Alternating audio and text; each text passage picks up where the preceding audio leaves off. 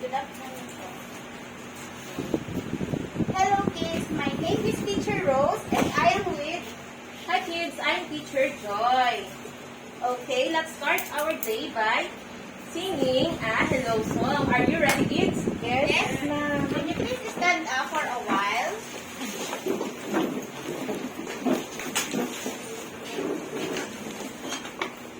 Are you ready?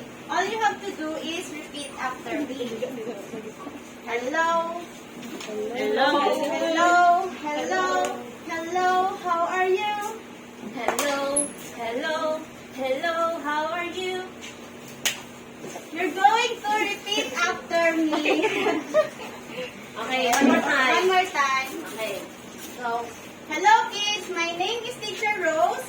And hi kids, I'm Teacher Joy. Okay? So, before we start our day, let us sing a song entitled Hello Song. Are you ready kids? Yes, ma'am. So, all you have to do is repeat after me. So, hello, hello, hello, how are you? Hello. Hello. Hello, how are you?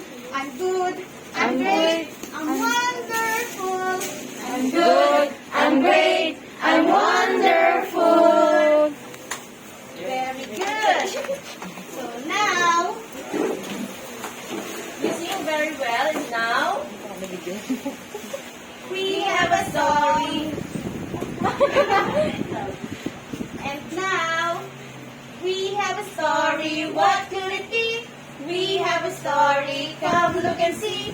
We have a story. What could it be? Come and learn with me. okay.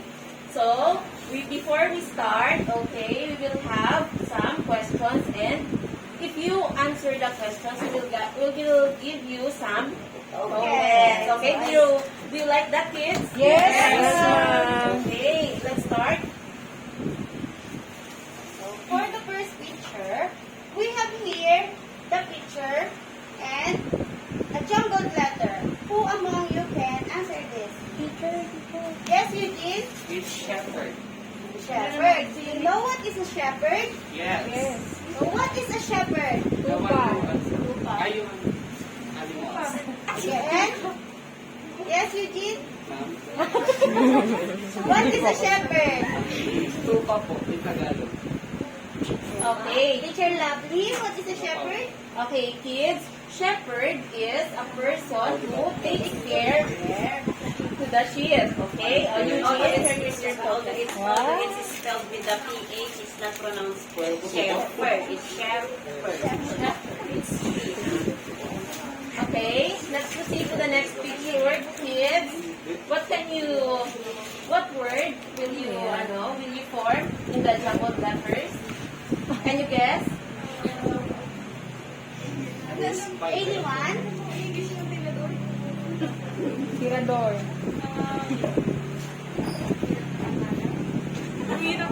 Teacher Rose? Oh, this is a slingshot. So do you know what is a slingshot? Yes. What is a slingshot? Tirador.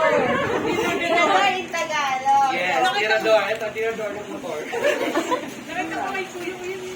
So for the next picture, we have here this one. So what can you say about the picture? Yes, you did. Giant. Giant. Very good. Okay, first you read. Okay, for the last picture, are you ready? Yes, ma'am. Okay. What word can you form in these jumbled letters? Okay, Angelica. Armor. Armor. So, what is armor?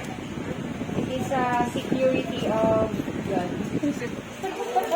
Okay, armor is a metal, Metal suit. yes, metal suit of a soldier. Okay? Sure, may milk guys. Okay? That pictures are, So based on the pictures you have seen a while ago, do you have any idea what is the story all about? what the story is. What is the story all about? What the story is all about? Yes, Johan. Teacher, can you repeat the question? It's about David and Goliath. Very good, Joanne. It's about a giant and a little boy. And the title perhaps is David and Goliath. So part of that story is when David fought Goliath, and this story goes like this.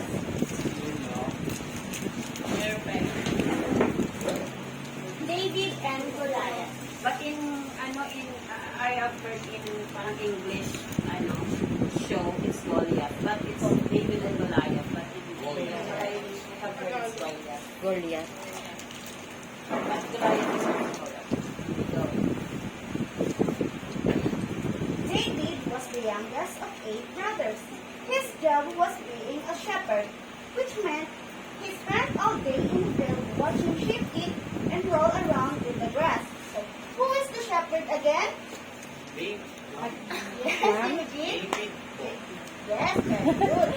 The shepherd name is David. Meanwhile, some of his brothers were out with the Israeli army, preparing for war against the Philistines. The Philistines were one of the toughest armies the people of Israel had to fight.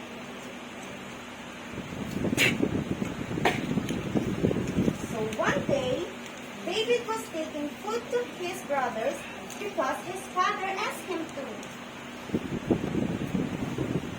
But when he got there, his brother accused him of coming so he could watch the fight instead of the sheep. Since David knew in his heart he was just obeying his dad, he didn't mind being misunderstood. Anyway, while David was there, he saw a huge Philistine man, more than 9 feet tall, step into the field between 2 armies. He was wearing a thick helmet and armor and carrying a huge weapon.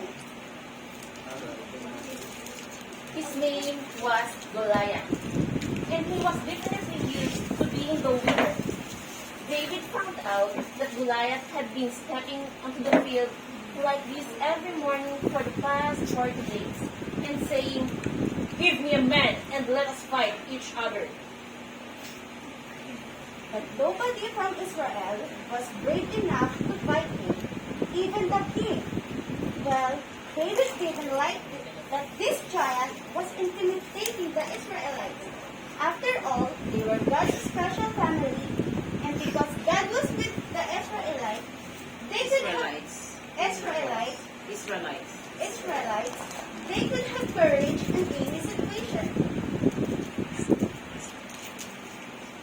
So, David, who wasn't even a soldier, told to the king, "I'll fight against him." Now, the king thought David was too small, but he really wanted somebody to fight Goliath. So, he gave in, and David knew he wasn't strong enough to beat Goliath by himself. But he believed God would be with him. So he said, the Lord will rescue me from the hand of the Philistines." The king hoped David was right. He even had his own weapon and armor to put on David, but they didn't fit him. David decided to go into the battle with his regular clothes. That's how sure he was that God would help him. Anyway, David went to a nearby stream and chose 5 smooth stones to use with his slingshot. What is the slingshot again? A weapon. A weapon. Then he walked to the battlefield to meet the massive Goliath. When Goliath saw how wimpy David looked, he was furious.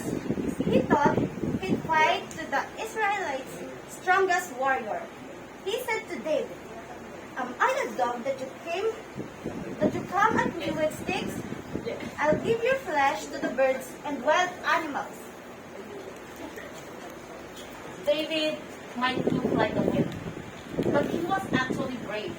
In fact, he was so brave that when he was taking care of the sheep, he fought off bears and lions because God helped him protect his sheep.